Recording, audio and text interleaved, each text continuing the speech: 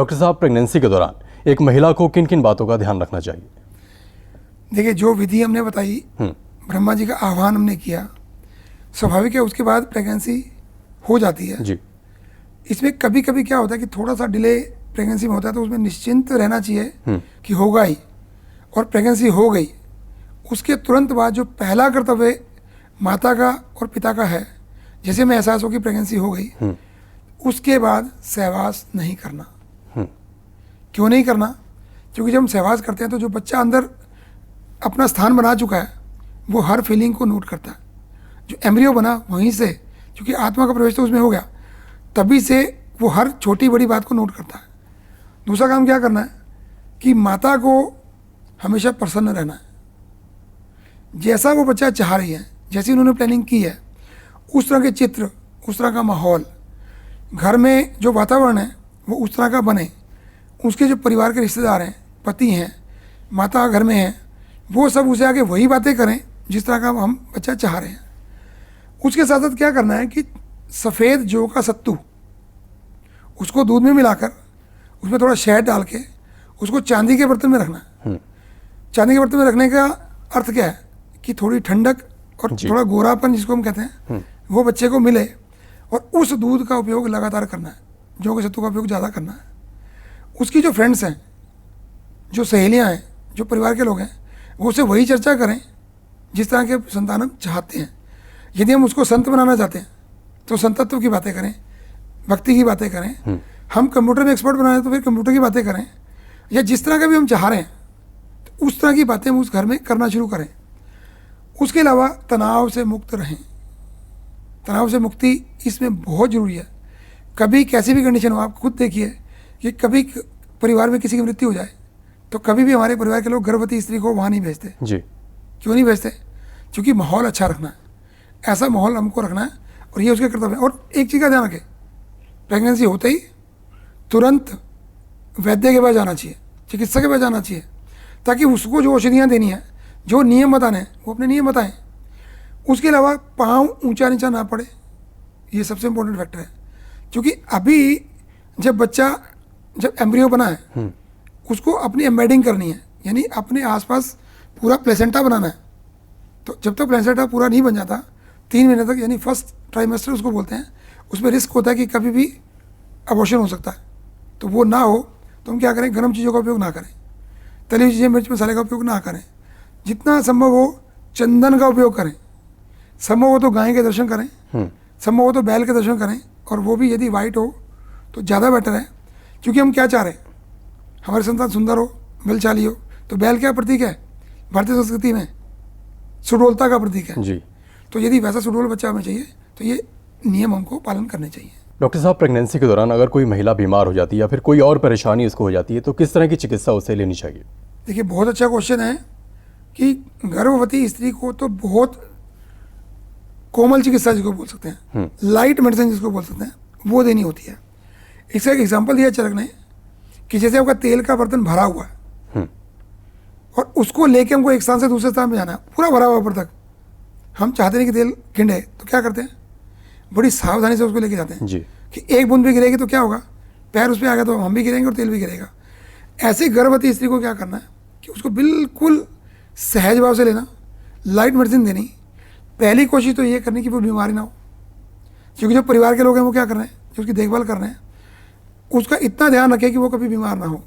पर देखिए, ज्वर है, बुखार है जी, कोई इन्फेक्शन है, हो सकता है, कोई बड़ी बात नहीं है, सीजन चेंज होता है तो कुछ इन्फेक्शन हो सकता है, तो स्ट्रॉन्ग मेडिसिन नहीं देनी, बिल्कुल मृदु मेडिसिन देनी है। और यदि घर में के हमारी दादी नानी यदि संभव है, और पुराने लोग क्या करते थे, यदि मतलब बेटी है, बहू प्रेग्नेंट हुई तो किसी बुआ को, दादी को, नानी को हम बुला लेते हैं। वो किस लिए? क्योंकि उनका अनुभव है, उनके अनुभवों का लाभ उठाते हुए उसकी चिकित्सा हम कर सकते हैं। फिर भी बहुत इमरजेंसी हो तो हम चिकित्सक के पास जाके उसकी औषध ले सकते हैं। पर ये बताना जरूर कि क्योंकि पहले 3 महीने में तो पता ही लगता कि प्रेग्नेंट है या नहीं है, तो आपको चिकित्सक को जाके बताना कि शी इज़ प्रेग्नेंट और लाइट मेडिसिन चाहिए। डॉक्टर साहब, एक हेल्दी बेबी के लिए, एक स्वस्थ शिशु के लिए, और जो प्रेगनेंसी का एक 9 महीने का जो पीरियड होता है वो पूरा निकल जाए, क्योंकि देखने में आता है आजकल कि 6 महीने में बच्चा हो जाता है, 7 महीने में बच्चा हो जाता है, तो ऐसे में क्या कुछ औषधियाँ, कुछ हर्ब्स भी हैं? बिल्कुल हैं, हर्ब्स भी हैं, क्योंकि चरक ने जो रिसर्च की थी उस रिसर्च में एक ही बात पे जोर दिया गया कि हम क्या बात कर रहे हैं, गुणवान और श्रेष्ठ संतान की बात कर रहे हैं। वो गुणवान तभी होगा जब वो स्वस्थ रहेगा। स्वस्थ केवल बाहर आने के बाद नहीं, जब वो माँ के पेट में है जी। तब भी वो स्वस्थ रहे और किसी भी रोग से बचा रहे। आजकल हम क्या और देख रहे हैं कि बच्चे पैदा होते हैं, किसी को एंसेफ्लाइटिस है, यानी सिर पे एक बहुत बड़ा फोड़ा बना होता है, किसी को कमर पे रीढ़ की हड्डी 2 हिस्सों में बटी होती है, किसी की टांग नहीं होती है, किसी को क्लेफ्ट लिप होता है, क्लेफ्ट पैलेट होता है। ऐसे लोग क्यों होते हैं? क्योंकि गर्भाधान के दौरान जो डाइट चाहिए जी। वो डाइट का पालन नहीं होता। कुछ कमियां नेचुरली डाइट में रह भी जाती हैं। तो उसके लिए चरक ने क्या कहा कि हमें इंद्री, बला, शतावरी, हरड़, नागबला, ब्राह्मी, अश्वगंधा, इस तरह की जो जड़ी बूटियाँ हैं उसका सेवन लगातार हमको करना चाहिए। और विशेषकर इससे सिद्ध दूध, यानी ये जड़ी बूटियाँ दूध में उबालें और माता को लगातार पिलाएं। 2 फायदे हैं। एक तो जो न्यूट्रिशन की कमी कहीं डाइट में रह भी गई होगी वो पूरी हो जाएगी, प्लस में बच्चे को स्ट्रेंथ मिलेगी, कैल्शियम की कमी दूध से पूरी हो जाएगी, प्रोटीन्स भी मिलेंगे साथ में। उससे 2 लाभ हैं कि शारीरिक डेवलपमेंट तो हो ही रही है, साथ साथ बच्चे की मानसिक डेवलपमेंट भी हो रही है वहाँ पे। यदि इस तरह से हम करेंगे। उसके अलावा हमने 9 महीने की चर्या की बात की। मॉडर्न में तो हम 3 ट्राइमेस्टर की बात करते हैं, फर्स्ट, सेकंड और थर्ड ट्राइमेस्टर की बात करते हैं। हमारे आयुर्वेद में तो हम बात करते हैं हर महीने की। हर महीने प्रेगनेंसी हुई तब क्या डाइट सिस्टम है, सेकेंड मंथ में क्या है, थर्ड में क्या है, पूरे 9 मंथ की हम परिचर्या डिसाइड करते हैं प्रकृति के अनुसार, क्योंकि माँ की प्रकृति कैसी है उसके अनुसार करते हैं। फिर बच्चे की प्रकृति कैसे बननी है वो भी तो वहीं बननी है। गर्भ के दौरान माँ क्या खा रही है, माँ क्या पी रही है, क्या व्यवहार कर रही है, क्या संस्कार ले रही है। यहाँ मैं उदाहरण देना चाहूँगा अभिमन्यु का। जी। महाभारत में हम सुनते हैं कि अभिमन्यु चक्रव्यूह में घुस गए थे। उनको चक्रव्यूह भेजना तो आता था पर चक्रव्यूह से बाहर निकलना नहीं आता था। क्यों नहीं आता था? क्योंकि तब उनकी माता सो गई थी। जब अर्जुन उनको बता रहे थे तो वो सो गई थी। तो इसका अर्थ क्या हुआ कि हम जैसा भाव बच्चे से लेना चाहते हैं वैसा भाव उन 9 महीनों में हमको देना।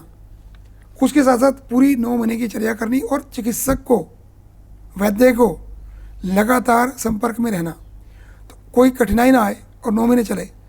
तो ये नियम हमको जड़ी बूटियों के साथ साथ, और 9 महीने की अलग जड़ी बूटियाँ हैं वो मैं यहाँ चर्चा नहीं कर सकता क्योंकि किसकी कैसी प्रकृति है वो तो हम लोग ओपीडी में ही चेक करते हैं। यानी कि अगर इन बातों पर हम गौर करें तो जो प्रेगनेंसी का 9 महीने का पीरियड होता है उसको पूरा कर लिया जाता है, और इसके साथ क्या हम ये भी कह सकते हैं कि जो एक सर्जरी की संभावना बनी रहती है वो भी खत्म हो जाती है? बिल्कुल। देखिए ये जो हमने विधि बताई, जो जड़ी बूटियाँ हमने बताई, बच्चा स्ट्रॉन्ग होगा, माँ भी स्ट्रॉन्ग होगी। इस दौरान हम क्या करते हैं कि जब 8वां महीना लगता है लेडी को तो हम उसको सुख प्रसव घृत पिलाते हैं। देखिए नाम से ही सीधा है, सुख प्रसव, यानी इजीली डिलीवरी हो जाए। पेन्स तो होती हैं, बिना पेन्स के तो प्रभाण नहीं हो सकता। प्रभाण में लेबर पेन्स नहीं हो सकती, वो होती है डायलेटेशन इतनी हो जाती है कि बच्चा स्वयं से 9 महीना पूरा करते ही जैसे फल पक जाए तो क्या करता है, अपनी जगह छोड़ता है। ऐसे बच्चा अपनी जगह छोड़ता है यहाँ से और नॉर्मल डिलीवरी की तरफ जाता है। और नॉर्मल डिलीवरी का जो फ़ायदा है उसमें ब्लड सर्कुलेशन बढ़ता है, माँ का भी और बच्चे का भी, दोनों में ममत्व बढ़ता है, ममता बढ़ती है। जब ममता बढ़ती है तो क्या होगा, माँ और बच्चे का बॉन्ड स्ट्रॉन्ग होता है और उस समय ऑपरेशन से जो पेट कटता है उससे बचते हैं और माँ बच्चे की इम्यूनिटी भी स्ट्रॉन्ग होती है। डॉक्टर साहब बहुत अच्छी बातें आपने बताई। उम्मीद करते हैं कि हमारे जो सभी व्यूअर्स हैं उनको आज का एपिसोड बेहद पसंद आया होगा, क्योंकि जो भी बातें, जो भी ज्ञान आपने दिया वो हर माँ, हर पिता को जानना बेहद ज़रूरी है। हमारे स्टूडियो में आने के लिए आपका बहुत बहुत शुक्रिया। धन्यवाद। तो आयुर्वेद गुरु में आज हमने उपाय जाने शेष संतान के लिए। तो अगर उन बातों को आप ध्यान रखेंगे तो सिर्फ संतान उत्पत्ति पर ही नहीं, पूरी जीवन भर आपको संतान से खुशी मिलेगी और उस पर गर्व होगा। आज के लिए बस इतना ही, मुझे दीजिए इजाज़त। नमस्कार।